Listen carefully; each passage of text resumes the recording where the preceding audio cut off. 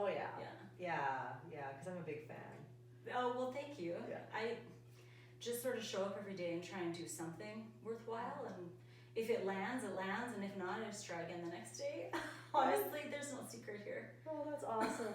I think that's beautiful. A lot of people think it has to be big, it has to be amazing, and it doesn't. It just has to be whatever. I started out trying to do this big curated, we're going to do all these events and it's going to be scheduled and everything is going to be perfect, and then I realized, wow, that is unattainable because I have a family, and it's important that I'm not just out there trying to help people, but I'm paying attention to what's going on in my own house. So we dialed it back a little, and I find that through that learning curve, which is what I'm calling 2019, giant learning curve, I sort of reconnected with the purpose of why we're doing Project Nightlight and got back to the root of the stories, because it is about the people and not about my plan at all. Yeah. So what is Project Nightlight? Project Nightlight exists as a way, as a platform really, to help people share their stories. I think at the base of everything is human connection, and if we're lacking that in some way, somebody saying, I hear you, can be really powerful. And I think that through photography, I see people in a different way than maybe they see themselves. So I like to shoot everybody after they provide me their content, they tell their story. And Shoot as in take their picture. I take their picture. Right. I like to take their photograph. Don't think about that industry lingo very often. And then we post it on our website and link it to our Instagram account, or vice versa. And what has happened is it's not just a place for people to post their story, but it's become this community of support, which is so amazing. To hear the way that people support one another and they've never met, maybe they don't even live in the same city, I think is pretty incredible. That is amazing. Yeah. And after that, we are doing a couple of events a year where we're just trying to bring everybody together, community events. And I think it's important through Project Nightlight that I'm responsible about the space I'm creating. And I'm not a psychologist, and I don't have professional training in psychology, but I've been interested in it my entire life. So I've built this pretty wicked community of professionals who are there to support us. So anytime we do an event and people are there showing up real and in person with their big emotions, we make sure we have somebody on hand who's able to, well, that's some jazzy music in the background. Where is that coming from? Our Google just turned itself on. It's right behind you. Oh! If you'd like to unplug it. I was like, what? Well, that's fun. Oh, There we go. that's so funny. I was like, is that outside? Is Where did this come next door? from? It just started. Oh, that's so funny. Dance break? Dance You're break, fond of those. always, always, yes, yeah. So yeah, that's what we're doing here. Wow, that's very cool. And so when you have your events, you said that you have psychologists that will show up just to support? Yeah. So we did one called the Awareness Project in the summertime.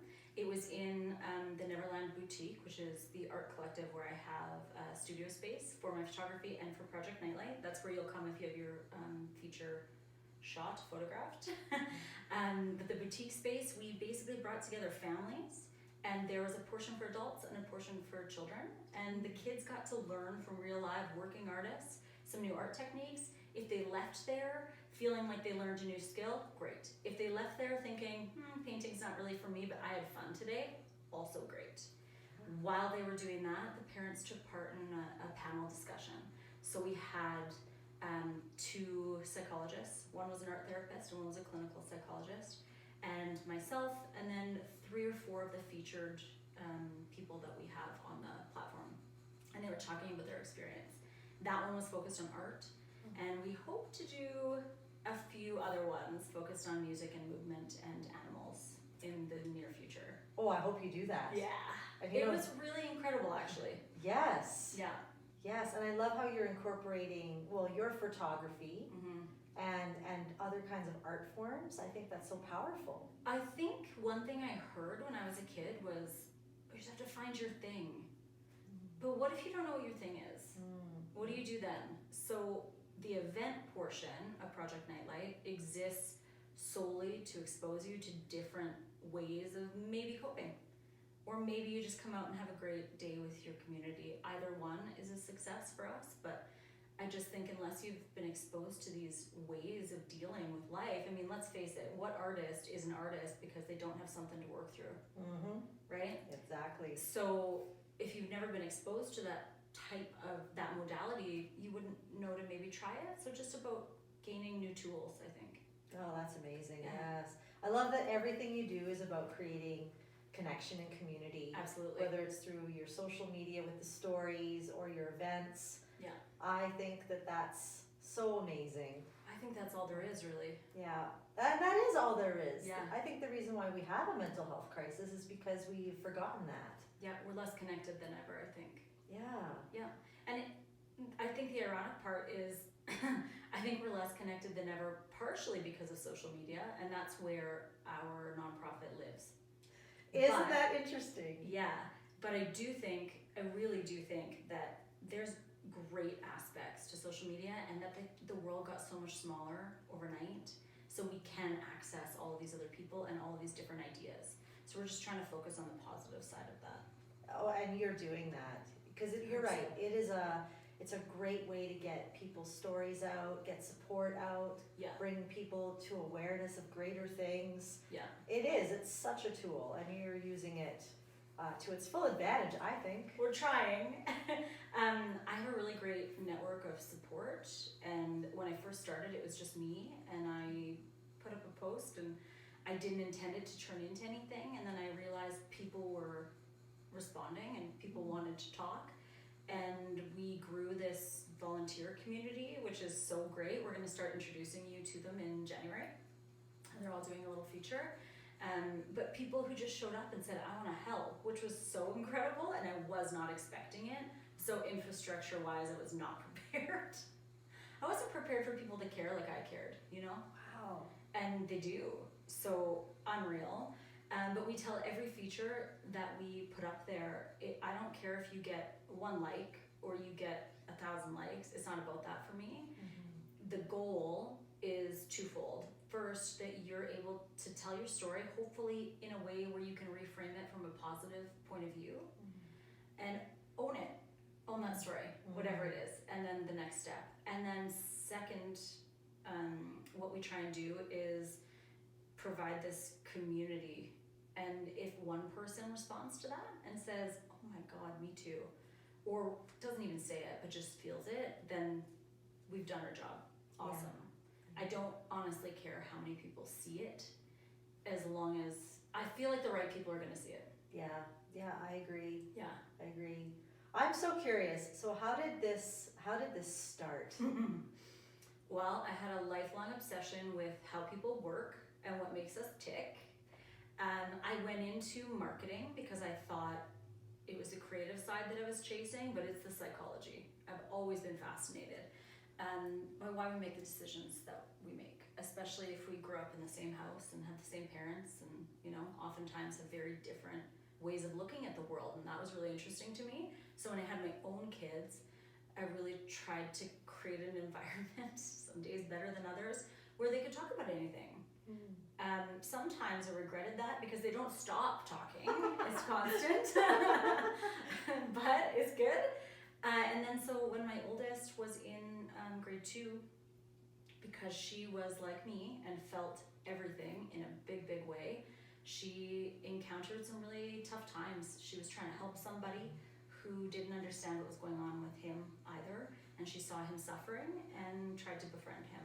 And unbeknownst to this little guy, he had some really big, scary stuff to deal with, and didn't have a lot of support at home, so nobody was really getting to the root of it.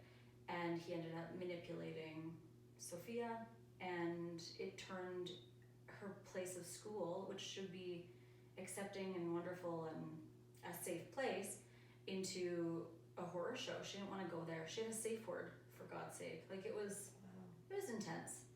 And what I learned through all of that was you have to advocate, like hardcore, for your own kid. And also that don't feel like the school system is full of bad people. I feel like it's full of people who don't understand how important mental health is. And the ones who do have to fight through so much red tape to be effective. So why is that? Why are we so afraid of this word? Wow, yeah. Nobody wants to talk about it. And is that because they don't understand and it seems scary? Sure. Is it because they don't understand and therefore think it's not important? Sometimes. But I really think it's ignorance, and I don't mean that in a derogatory way. You don't know until you know. It's true. So how do we start that? What's a very base level that we need to start at? And it's this, it's just talking. Yeah.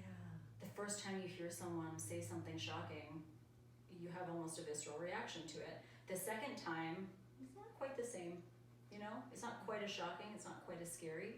So I really feel like the only way we can have as many days in the school as we want where we focus on mental health and playing games to get us to talk about our feelings, but if that support isn't being, or it's not being modeled at home, it's only going to go so far. So I think that kids are going to do what we do. They're not going to do what we say. So unless we can show them that it's okay to talk and it's okay to have feelings that aren't happy and positive, and learn how to cope with those in a way that doesn't hurt anybody else, they will have a lot easier time to do that themselves. Yeah. Rather than being, I'm 37, I think. I am 37.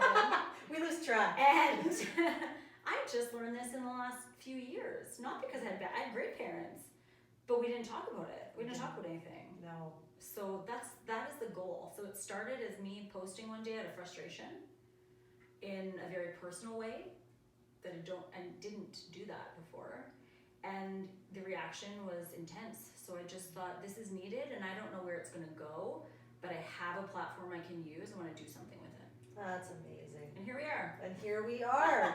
And now you're coming to our conference. I'm so excited about that. Me too. I am. And you fit so well with our theme this year. Oh, good. And Project Nightlight, you're doing a workshop. Can you tell us Yes. a little bit about what to expect at that? I can tell you a little bit. So I don't have any idea what the rest of the workshops are going to be like, and that's intentional because I just want to focus on what we're doing. I want it to be about the people. So we're going to have a few of the features that have been on the website and told their story there with us. And I want it to be as interactive as possible. So if you have questions, come talk to us. If you just want to tell your story or find out how you can tell your story or what's the point even, you know? Why would I do this? Why would I air my dirty laundry to the world, as I've heard it asked before? We're there to answer questions and we're also there to listen. So I want to take you through a little bit of what we do and then maybe do a couple features while we're there. Oh, that would be so amazing. Yeah. Because some people are just dying to tell their story. And sometimes I think we just have to be asked. So I'm asking, come tell your story. We want to hear it. Yeah. And it's a room full of people who are supportive and who have been there and have been through the process. So I think it could be really incredible. Oh, I think it's going to be absolutely fabulous. Yeah, I just got goosebumps. Yes, yes. And then I got this little deck of cards from you. Yeah. Because I was looking at your display outside your office here in Neverland, which, by the way, is phenomenal. So cool. It's the coolest place. And you have to tell me about these cards. Okay, so this is Chit Chat. Chit-chat. And my kids named it. And do you remember the game in the 90s called Table Talk? Yes. It's sort of like that. It's intended to be a conversation starter. So if our entire point is to get people talking, but it's hard to talk to our own family, we're probably not going to practice it very often. So this is a really easy, low pressure way to get people talking. Some of the questions are meant to dig a little deeper, and some of them are, for anyone who's seen Elf, you'll understand this. Would you rather spaghetti and syrup or some other odd food? And just getting a conversation started around these cards. So you put it in the middle of your kitchen table or stick it in the console in your car, and when you're on a long road trip, somebody can whip it out and you pass it around. So caregivers get to ask kids questions and vice versa. Adults can play with adults. It doesn't matter. Wow. And we just pull a card and everybody answers answers the question. I love it. I love Yeah. it. So can I ask you one on here? Sure you can. This says, if you were a dog, what would you spend your days thinking about? Ooh, okay, this was my daughter's question. And she specifically asked that we put this in here because our dog sleeps a lot. He's an English bulldog, so all he does is nap. So she said to me one day, I wonder what he thinks about. And I said, Nelson probably just thinks about food and his next nap. But if I were a dog, I would spend my days thinking about what we were all trying to say to him. I know he can understand emotion. I don't necessarily think that he can understand our specific words, which started a really good conversation with my daughter and I, who is 4, about the difference between emotional language and verbal language. So it was incredible. So we had to put it in the deck. That's amazing. Yeah. And that's what you learn about your kids just Yeah. by asking a question like that. Exactly. Amazing. Can I ask you one? Sure. Okay, we're just gonna unpack this here. This is what they look like. That's awesome. There is a holder, like a box for them. I can't for the life of me put it together so it looks fun. It looks like my 4-year-old did it, so I just don't put them out with those. Here's a good one. Okay. What sounds do you enjoy most? Oh, well, because I'm a dancer Mm. and because I'm a hip hop dancer, Yeah. I love beatbox. Oh yeah. Oh, that's a good one. Because the sounds that people make out of their mouth Yeah. is phenomenal. And With you're like, no instrument. I had no idea we could do that. I mean, I Uh-huh. can't do that. I can't do that. I'm not gonna try. But yeah, I love that. That's I think this is phenomenal. Like, how do people get in touch with you? Get these? Okay, so anyone who's attended one of our events, I just give them out. We do have them here at the studio if you want to stop by and say hi. They're outside, so really just come grab them. That's awesome. I'm gonna have some at the conference as well. Oh, I think people should definitely participate in this. I think so too. Yes. We might play it a little bit. Oh, that's good. Yeah. Yeah, that's great. Yeah. Yeah. And then if people are interested in Project Nightlight, So Project Nightlight, you can reach us on our website or on our Instagram, which is Project Nightlight YYC. And really, the only thing you have to do is be willing to have a conversation with me about the process. And we don't curate your story. It's not up to me to decide what the most important part of your journey has been. We basically have a discussion around how the process works. And that is simply you sit down with a pen and paper or at your computer, whatever feels right for you, and you write down your story from the first point of importance from your perspective. It could be about a struggle that you went through and overcame. It could be about something you're in right now. It could be about something you witnessed alongside someone in your family who you supported. Everyone has a mental health. Everyone. It is not just people who are at the end that we're interested in hearing from. We want to hear from everybody because there's somebody out there going through the same thing somewhere. And then we take your pictures and we put together this lovely little package, and hopefully at the end of it you see the support that comes out of it and you feel better. Yeah. It doesn't fix anything, but it's a starting point. Yeah. No, community, it heals, telling our story. I think so too. Anyone who reaches out to us at the National Hope Movement, who want to tell their story and get in touch with you. Yes, We will get them in touch with you. Yay. Just Thank because you. there are many people who say, I want to tell my story, I just don't know how. Yeah. And I think writing it out is a great place to start because it really makes you focus. Yeah. Yeah, and then you have something. You have a tool now in your toolkit. Yeah. When you're out there, someone says, "What's your story?" You're not rambling on for an hour. You've got this skill. Yeah. I think that's great. I think it's a really interesting opportunity to reframe it too. Did you know that there is no such thing as 100% accurate recall of an event? Your memory, so if I ask you to recall something that happened as a child, doesn't necessarily need to be trauma related, but a happy time, the mood you're in right now will slightly color that memory when you recall it. Wow, that is true. Yeah. So it's like playing the telephone game. I whisper something in your ear. By the time it gets to the 12th person, it's slightly different. Our memory is So knowing that, we can get ourselves into a headspace where we're open to just exploring our story, whatever that is. And we don't need to curate it. We don't need to sound a certain way. Just put the words down on paper and then go back and read it. And that's where the editing becomes powerful. You can leave out whatever you'd like to leave out, because it's not about teaching anyone anything. It's just about sharing. Wow. Yeah. And I've heard Dr. Dan Siegel is one of my favorites. So amazing. And I love how he talks about when we make sense of our story, we're able to write a new one. Absolutely. But we can't write a new one if something hasn't made sense to us yet. And so Yeah. you're helping people make sense of their story. I sure hope so. I say so. It's yeah. a bit self-serving because every single person that we feature is therapeutic for me. Yeah. And I don't know exactly how to frame that, but I love it so much. I mean, we're a nonprofit. You know, you don't do this type of thing because it's high paying. You do it because you love it. Yeah. And I really just want people to feel that when they go through the process and feel supported. Oh, so good. So good. Well, it's so nice to meet Yeah, you. you too. And thank you for inviting us to be part of what you're doing. It's so incredible. Oh, I'm thrilled. I'm thrilled. And I know everybody's in for a real treat. So, yay stay tuned.